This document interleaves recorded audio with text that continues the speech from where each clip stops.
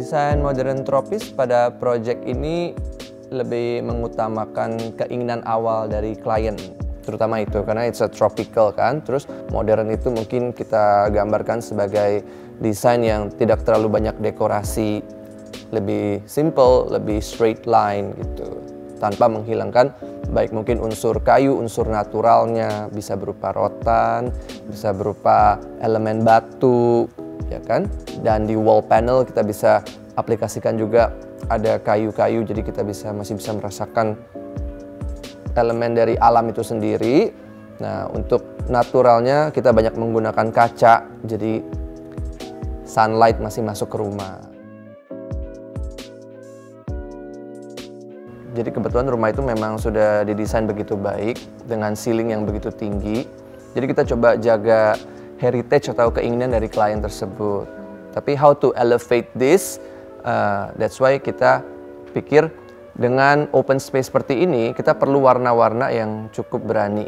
Makanya kita pilih color scheme-nya tuh ada hitam, ada sedikit biru, ada unsur kayu yang cukup kuat, ditambah dengan ada elemen brass di area dining. Karena Diana lihat dindingnya itu kan warnanya sudah cukup netral. Makanya kita tonjolkan di elemen-elemen lainnya berupa cushion, berupa lightingnya. Tuh.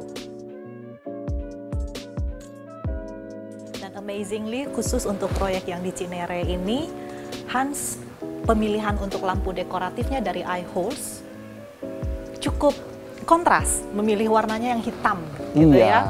Tapi itu turns out it's different and it's very nice gitu. Iya, orang mungkin nggak akan nyangka itu produk iHoles, tapi itulah spesialnya produk iHoles itu variasinya luar biasa banyaknya. Jadi kita untuk even project modern tropical pun bisa kita blend in. Betul, itu quite impressive, itu juga quite surprise for us gitu ya. Kita biasanya memang banyak sekali produk iHoles itu yang dipakai itu warna brass, gold gitu kan.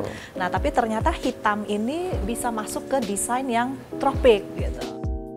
Buat saya, home itu adalah where you spend most of your time. Jadi buat saya, I will do everything, I will spend as much as possible for my home.